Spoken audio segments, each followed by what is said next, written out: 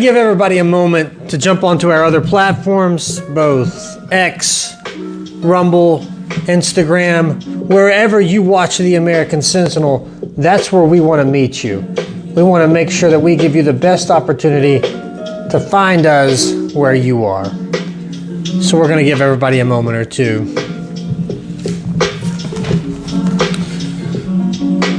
Ready?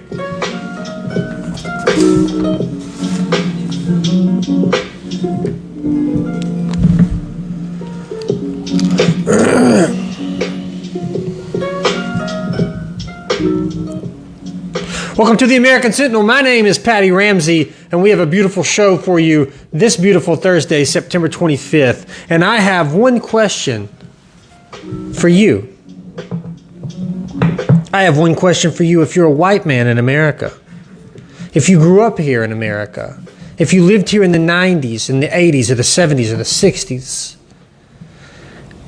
Do you remember America? Yeah. Do you remember America?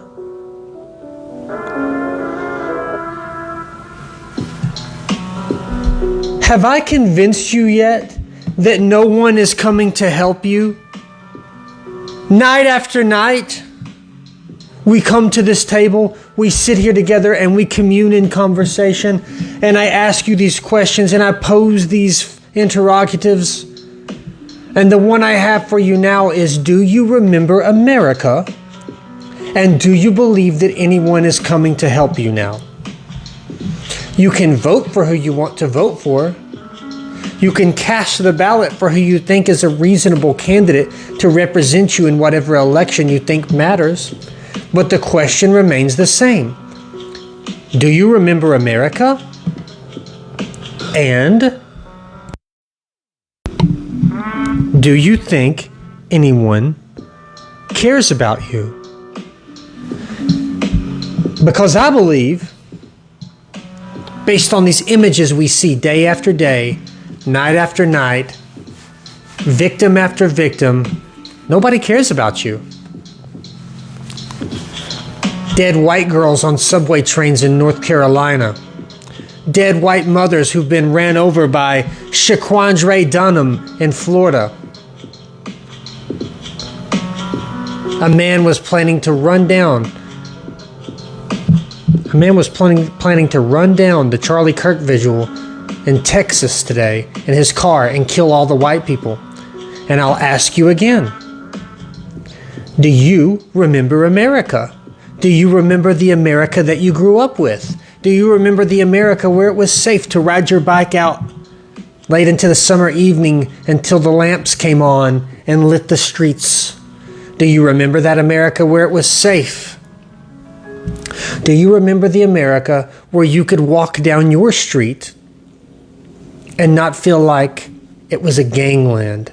Do you remember the America where you could go to Costco and see white people everywhere and not thousands of Indians and fresh off the boat Venezuelans saying, "This is my country. I am American too, buddy." Reminding you that they, even though their ancestors, their forefathers, did not commit the work to build this great civilization, did not contribute to what we see around us, but because they jumped off of a camel and hopped on an airplane and came to America, they are just as American as you. Do you miss the America that you had without them? Do you remember the America you had without nightly news reporting Angie Smith killed by black man on subway, single white mother struck down by gunfire in Chicago, father of 3, white man killed for his watch in New York City? And by the way, these are examples. Texas baseball coach shot for praying at a baseball game in Texas by three Islamic, and this is what it says, not terrorists, asylum seekers, refugees, immigrants. 3 beautiful Ahmad Mahrak, Mohammed bin Salame, and Mohammed al-Alakhwa shot a coach for praying to Jesus Christ. And I ask you again, do you believe that anything has changed? It's been 2.5 weeks since we've seen the Irina Zaruska killing, where a retarded fucking black man stood up over her with a knife and stabbed her in the neck and throat and chest. In Charlotte, North Carolina, on that light train. And I wonder if it's been memory hold, if it's been put into your subcerebral cortex yet as well. That's that. It's not going to happen to me. It's not going to happen to my daughter. It's not going to happen to my wife. I wonder if you've forgotten. I wonder if you've forgotten what it looks like when Charlie Kirk heard the snap and then snapped up, froze up, fell back and died. Or has that been memory hold too now after 2 weeks? There's so much violence, especially towards white Christian people, that sometimes we can't keep up with it all. Have you forgotten? Has the shock worn off? Sometimes in this world where we are desensitized to the violence, and we just sometimes either say it's not going to happen to me, or we wonder when that violence is going to present it to us as ourselves as white people. We don't even get shocked over it anymore. And if we do, the shock doesn't continuate with us. So I ask you, has the shock worn off? Do you remember America? Do you remember a time when you didn't have to worry about these things happening to you? Do you long for those white picket fences in baseball games where you didn't have 1,000 fucking Pajeets, 1,000 fucking jacked up trucks with Mexican flags flying and blasting mariachi music? I remember a time when we didn't have that. I remember America before the decline. So the two questions that I pose to you tonight are, do you remember America? Do you remember America when it was good, when they weren't here, when we didn't have to worry about them shooting up the Mall of America, when we didn't have to worry about them blowing up the Boston Marathon, when we didn't have to worry about them turning vehicles into weapons of mass destruction and plowing into people, when we didn't have to worry about them consuming the resources of our tax dollars and us being made to pay for it. Do you remember that time? Is the first question. And the second question is, have I convinced you yet, after all these months and weeks and days on the microphone here at this table talking to you, that no one who you've elected gives a fuck about you? No one cares about you.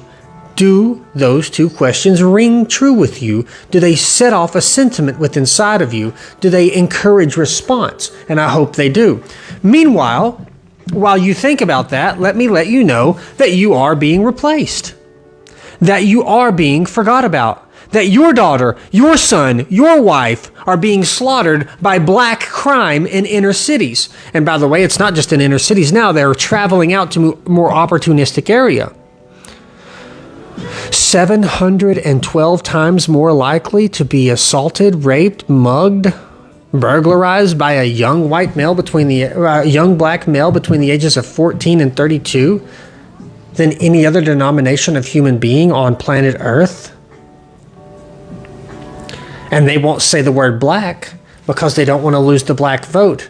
And they don't want to say the word white because they don't want to lose the Jewish funding. From who? From who? Who allowed our nation to become so perverted and diverted and delineated from what the intent of our founding fathers were? Well, the politicians allowed it because they are our representatives in a republic. They are the ones who we have placed our confidence vote in to go to our capital and to speak on our behalf, to speak our wishes and wants into the voices of power. But they don't do it. Why? Because they've been diverted. How? And by who? Well, let me give you 3 organizations who work tirelessly to pervert not just America, but all of Christendom meaning all Christian society, and all Europa, all white people society. So any country, any nation, any community that is white and Christian, these 3 organizations or their international subsidiary try tirelessly to diminish the image of that. And they donate vastly to your politicians to speak a certain way, to act a certain way, to vote a certain way. First is Mr. Jonathan Greenblatt, who looks like a fucking vampire, who looks like Dracula from the East, Count Orlok. This sick, disgusting Jew from the East. Mr. Jonathan Greenblatt's organization, the ADL, the Anti-Defamation League. Where did they come from? You should look it up. What is the history of the ADL? The ADL was formed by Jews in the greater Atlanta area almost 100 years ago, probably a little more than 100 years ago, when a Jewish man named Leo Frank raped and killed a factory worker, a little white girl, and then blamed it on a Negro. But the local population got to the bottom of it, and they hung and killed Leo Frank, executed him anyway. And then the Anti-Defamation League was formed. And they are an extension of what's called the B'nai B'rith, which is the interest of the Jews in America. So this subverting, vampiristic Dracula energy that manifests itself through the physical characteristics of Jonathan Greenblatt has now infiltrated your country. Has now infiltrated its way into your government. And now controls the policy and the policy making in your capitals. That's one, the Anti-Defamation League. Two, the SPLC is the Southern Poverty Law Center, also headed, CEO, championed by Jewish people. Why is it not the Northern Poverty Law Center? Why is it not the Eastern Poverty Law Center? Why is it so concentrated on the South? I'll leave that up to you to investigate. And the ACLU, the American Civil Liberties Union, who is tied to the Rothschilds, the Bilderbergs, and of course the Open Society of George Soros, who funds the liberal DAs, who funds the judges, who funds the Democratic politicians who steal your liberty, who steal your destiny, who steal your birthright and give it away to Mohammed, who give it away to Pajit Harang, who give it away to Carlos Gangalos. Why? Why is it so important to these Jewish organizations, these non-governmental organizations, these NGOs, to subvert your destiny, to steal your birthright? Because you are an extension of Christ. Therefore, they see you as Rome, the world, or as they call it, Edom. And for the new Messiah to come, because they don't believe in Jesus, they rejected the true Messiah. For the true Messiah to come to the Jews, Edom must be destroyed. Edom must be destroyed. That means the identity of you, the America that you knew, it all must be destroyed. You must be destroyed. Your religion must be destroyed. Now, if you come in and tell somebody, I'm here to destroy you. My name is Esther Goldenstein. My name is Peter Rosenberg, and I'm here to destroy you. And these are the most physically unintimidating men on the planet, these Jewish men. They're all like 5'5", and they have no muscle mass, but they are like rodents. They are like rats, and rats are survivors. Rats are hard to kill. They multiply until they are a pest. And then when they are a pest, they multiply until they are an army, and they take you down. Not through physical might or strength, but through their ways of wickedness, through their ways of tunneling and deception. And that was what was written in the Turner Diaries. Mr. Turner said that if we had have known that all these things would come to pass, we would not have waited so long to fight back. If we had known that the guns would have been confiscated, that our daughters would have been subjugated and forced to marry black men, if we would have known that our communities would be unsafe, and that we would have a digital ID in our hand, and that we wouldn't be able to buy or sell or trade or any of these things, then we wouldn't have waited so long to form an organization to fight back, to rebel, to stand up against. Well, guess what? This is your harbinger. This is your invitation to link up and form Facebook groups, to form intentional communities, to form neighborhood communities, to form ways to fight back. This is me telling you that if you wait any longer, the America that I asked you about in the beginning, where I said, do you remember America? That's going to be gone forever. Your children will not be able to afford homes because of inflation and hyperinflation, permanent recession. Your children will not be able to have jobs because even if they go to the best schools, what did Trump sign into office yesterday? The H-1B Plus program. Yay, Trump, we're making America great again. He won't say white. He won't stand up for us. He won't give us an opportunity. He just allowed companies to pay a one-time fee of $100,000. And that allows them to bring in whoever they want from India to replace you in a technical vocation. Computer engineering, software, medical, whatever. Do you understand now the point of my second question? Don't be lulled to sleep by the so-called accomplishments of this MAGA movement. Don't be lulled to sleep by that. We were told this was America first, and all we are seeing is Israel first, Jewish interests first. We were told that this was about you. This isn't about you. This is about the third temple in Israel. This is about building something for the Jewish people, cataloging the interest of the B'nai B'rith, or the Jews in America at large, within the voices of power. Do you understand? Because if you don't, then all I need to do is spark that sense of memory within your cerebral cortex and ask you, do you remember America? And is it the same today? For some of you, it might be. Your kids may be riding down the same streets that you were riding down when you were kids and hanging out, but I doubt it. That's not the mass majority of America. Demographics equals destiny. The people equal the country. I want this America that my founders intended, that my lineage, matrilineal and patrilineal ancestors founded, so that we can have something to remain America. If you replace the people, then it's no longer America. You have what you have in England. You have what you have in Great Britain. It is no longer Great Britain. The stories of Harold the Great and William Wallace and Sir Patrick Mackenzie and all the great knights, Edward the Longshanks, Douglas the Black of Edinburgh, all these great stories from that Isle of Great Britain. And there's no more British people. There's no more Celtic people. There's no more Scottish people. They've all been replaced. Whole towns, Rothenburg. Whole towns like Luton Town, replaced. Indian migrants, Pakistani migrants.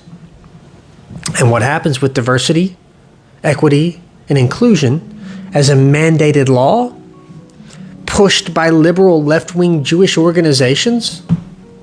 Well, that means that those people get put into positions of power before you do. And if you question it, then you are a racist. And in the new order of things, racist is the worst thing that you can ever be called. Because if you are called that, that allows their paramilitary groups on the left wing, like Antifa, to attack you freely. See, we call Charlie Kirk a Nazi and a racist on TV, and that justifies the actions of whoever comes in and kills him. Do you understand? That they have a paramilitary group? And this is why I encourage you to remember. This is why I encourage you to remember. Not just so that our country doesn't go the way of Britain and change its national identity in favor of inclusion, and so that Indians who come in and say, I am British now, buddy. I am British, shitting in street, raping girl. And they go, wow, that's so great. You're part of our diversity, equity and inclusion. Let's give you a job as a police officer. And now you have these fucking Pajeets. These fucking Pajeets in the administrative police jobs in the police officer jobs in Great Britain, with the authority, these off-the-boat stank-ass immigrants in the role of police officer in the United Kingdom, possessing the authority to tell an Anglo-Saxon British man what he can and cannot do within his own country? Now you have these off-the-boat, uncivil, Pakistani pieces of shit assuming the role of police officer in the Great Britain area, and then telling natural-born Anglo-Saxon British men not only what they can and cannot do, but arresting them, arresting their movement if they don't obey their overlord, their off-the-boat immigrant overlord. And I say this not just to say, hey, America, wake the fuck up. Of course they're importing the third world to replace you, duh. Of course they're importing the third world so that you will be displaced, and so that those people within one generation will have authority over you. Remember, let's think back to Alexander Solzhenitsyn's book. The first wave of propaganda and psychological warfare is to convince you of something. The second wave is to demoralize you. And the third wave is to break you. They're not trying to convince you anymore. To you in England, they don't care if you believe the propaganda anymore. As a matter of fact, they probably hope that you don't believe it. Because by the second and third wave, they just want to demoralize you. And it's a double-edged sword. Because if you either let it demoralize you and cut you down, or you do something about it, and then they restrict your freedoms in return. Excuse me. That's called the Hegelian dialectic. Be the solution to the problem that you create. You are the solution to the problem that you engineer. Hegel was a court Jew, and he was instrumental in the writings of the first Hegelian problem, or the problem of the first Hegel. And we know that as the first Bavarian Illuminati group. Most of you know the two, but you don't know that they're connected. So the ways that the Illuminati and the ways that the Hegelian dialectic work are interchangeable. They are the same. They come from Hegel, the court Jew. What is a court Jew? Look it up. I can't be your fountain of information. But what I can be is a spark of consciousness. And let me frame this for you. Here we go. Are you ready? I didn't just say all that shit so that you would see what's happening in England and go, man, that ain't gonna happen here because my guns, your guns will be taken from you and you will do nothing. Why will you do nothing? Because you will do what you've always done. Pursue comfort. Pursue pleasure. Pursue the best option to keep your belly full. You did nothing during Waco. You did nothing during Ruby Ridge. You will do nothing now. Now that you're older, sitting on your couch, about to collect a retirement pension? No, you did nothing. I tell you this now not just to draw a contrast between what is good and what is bad, to point out the inevitability of what's coming, but to remind you that supposedly, in this time, based on the last election, you have the power. Supposedly. You elected Trump to be a voice of conservatism and moral Christian value. You have the power. And when they have the power, when the left wing of American politics or British politics or international politics has the power, they crush us. If we assemble, they crush us. If we form a group like the Oath Keepers, the Three Percenters, if we form a group like the Proud Boys, they crush us. They use the court system to defile our moral fabric, to decay our rights. And I remind you of this because you have the power now. Trump is in office, you have a Republican Senate, a Republican Congress, and you have the power. But you're not going to have it for long because these things are cyclical. They are as much evolutionary as they are revolutionary. And that means if you don't pursue your politicians vigorously to seize upon the power that they have now, then you are a fucking schmuck. If you are not calling your politician's office, which, by the way, your congressman is at your disposal. He only exists to speak your preferences to power. If you're not writing and calling your congressman and saying, hey, yes, I want these people under congressional review. Yes, I want these people arrested. Yes, I want justice for what happened to us. Yes, I want investigations into these matters. Then you have wasted your life. Because getting your politicians voted into office is half the battle. That's only half the battle. Because once they get there, once you get some guy there, it's like the Willy Wonka chocolate factory. I've got the golden ticket. He's got a golden ticket to earn endless power and money. And all of a sudden you want him to remember you? You want him to remember your needs? He don't even fucking know you. He said he was going to stick up for gun rights. Then he votes to get whoever he may be, votes to strip you of automatic weapons or bump stocks. And you say, well, he said he won't do that. He didn't do that because you didn't talk to him. You didn't talk to him because you didn't have that option. You didn't have that will to pursue that destiny. Do you understand now? Do you understand now? You have the power. But power is limited if you don't pursue every avenue of viability within that. And this avenue of viability that you have is a window that is closing expeditiously.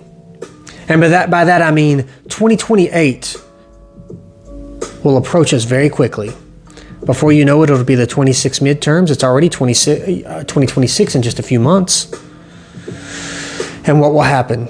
There will be no investigation into Operation Warp Speed. There will be no further investigation into the Epstein files. There will be no further investigation into how J6 people were set up. There will be no further investigation into the Charlie Kirk, into the Kennedy assassination, into all these things that you were told you were going to get relief into. Mueller being prosecuted, and all you Q-tards saying, I'm just sitting back and trusting the plan. They're going to Gitmo. They're going to Guantanamo Bay. You're a fucking idiot. When you vote these politicians, let me tell you how this goes, because a lot of you have probably never even been to Washington, D.C. When you vote these politicians into office, by the time they get from your little hometown where they ran for whatever congressional district they're in, till they get to their office at the Capitol building, they've already been hit up by every single lobby between your vote-in time and your inauguration time. And they have been promised the world in dollar value, property, golf trips, clay shooting, international vacations, trips to the Holy Land, everything you can imagine. And now all of a sudden, these people who were too ugly for Hollywood but somehow wanted to be famous and powerful now have achieved this thing. And they achieved it a lot of times because they've been pissed off and they wanted to see change. They wanted what you wanted. But now they're in a different class. Now they are no longer like you. Now they have something that only a few of us will ever know about and ever be able to retain. And that is power.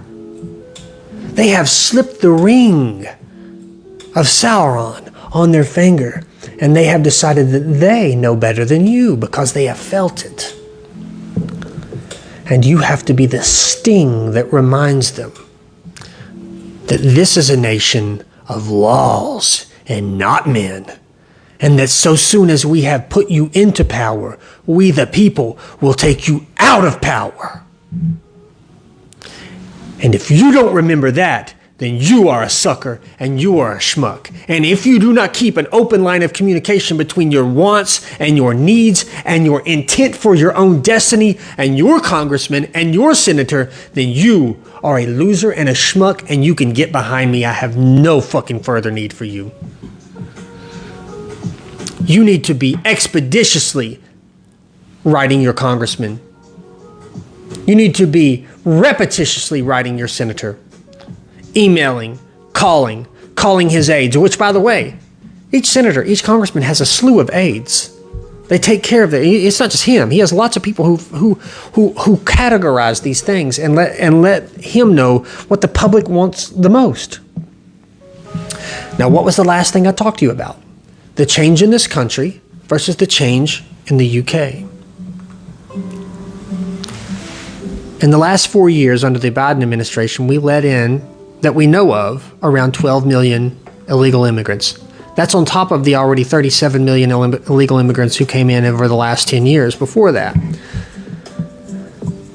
Most political scientists and census experts will tell you that that number is probably somewhere at a sum now, with anchor baby birth and what we missed, what we didn't get, somewhere in the neighborhood of 50 million. We'll find out in 2028. We'll know for sure in 2028. We won't know for sure, but we'll have a better number. They're changing the demographics. That changes the destiny. Demographics equals destiny. When we were 80% white and we had cities and civic centers and things that were beautiful, and America looked like a Norman Rockwell painting. Remember Norman Rockwell? It doesn't look like that anymore. America used to look like a Norman Rockwell painting, and now it looks like a Call of Duty war zone. Chicago, just Google it. Google what Chicago looked like in 1950, where men dressed like this, and they wore a cap, and they went to a respectable job, and they rode the train. And they come home to a beautiful wife and a family, and she didn't work, and the inflation wasn't so bad that she couldn't, that they could have one job and a car, and she could take the car all day and go get the things she needed to bake a great dinner, and everybody was happy, and that was America. Not only can we not deal with the inflation, that the wife has to go sell herself into subservience and slavery at some Jewish corporation just to put food on the table, but we got to have 2 cars because neither one of the white people who work all day can take public transportation without being robbed by young black men. You racist. No. That's not me saying that, darling. That's the own Department of Justice crime statistics being reflected back at you. Am I racist for noticing what the United States federal government collected in victim crime data? That I am 712 times more likely to be assaulted, robbed, mugged, burglarized, victimized by a young black male between the ages of 14 and 32 than any other denomination of person in America? No. I am not wrong for noticing that. Now, let me get back to this. Let me get back to where we are. Hegel said, be the solution to the problem that you engineer. Be the solution to the problem that you create. Be the solution that you wish to see within the civic population. That is the Hegelian dialectic. They have created a problem so that they can be the solution. America, as you know it, is not the America that I posed the question at the very beginning of this podcast, which is, do you remember what America looked like when you were a kid? Of course you don't, because of course you do, but it's not the same America anymore. I posed the same question to those of you watching in England. Is the England that you have now the same England that you had when you were a kid? Of course not. It's not the same England because it's not the same people. It's not the same people because that's not what the NGOs who wanted to subvert your destiny had in mind for you. Now, after a decade, after Brexit, after all these horrible things that happened in the UK, where thousands of young white British girls being molested, gang raped, Islamic gang rape, where you can't even wear your watch out at night without being mugged by African immigrants, when the beautiful Piccadilly in southeast London, the tourists would come from all over the world to go see, is now just swaths of African migrants in black hoodies with knives in their hoodies. There's a solution. The Prime Minister, Keir Starmer, comes out today and says, after careful consideration and listening to the public, we've come to the consideration that yes, illegal immigration has taken its toll on our nation. And so what do they propose? A digital ID card that you must, if you're older than 12 years old, keep on you at all times. And where do you think this is going? For those of you in the Christian church, I believe you know where this is going. A digital ID that you must keep on you to buy and sell and trade and interact with the financial system in England? A digital ID that you must have on you at all times? What's the next step? Too many people have lost the digital IDs. It's too easy to steal the digital ID. We must implant it in the forehead or in the wrist. And there you have it. The book of the apocalypse, the book that you know as Revelation, comes to life before your eyes. And a society that was built by great and honorable Christian men, but yet was infected by this sick Jewish Dracula vampire energy from the East. Out of hospitality, we let these people into our country. Out of graciousness and mercy, we let these fucking snakes into our countries after they had been kicked out of 109 different countries for their subverting, predatory, manipulative, power-seeking, tribalistic behavior. We allowed them in our countries, and this is what we get. They use IQ 65 Africans to populate our streets as a bioweapon, to break our standard of living to the point where we no longer have beauty in our own civility, in our own civilization, where we can no longer afford a home on the land that our fucking forefathers carved out of nothing for us, because they own it all. Through usury, through manipulation, through international power grabbing. And in response to all of it, you get to get a microchip put in your arm so they can track you further. What do you think do you people in England think that they're gonna issue the digital ID and then deport all the illegals from Africa? No, they're not gonna do that.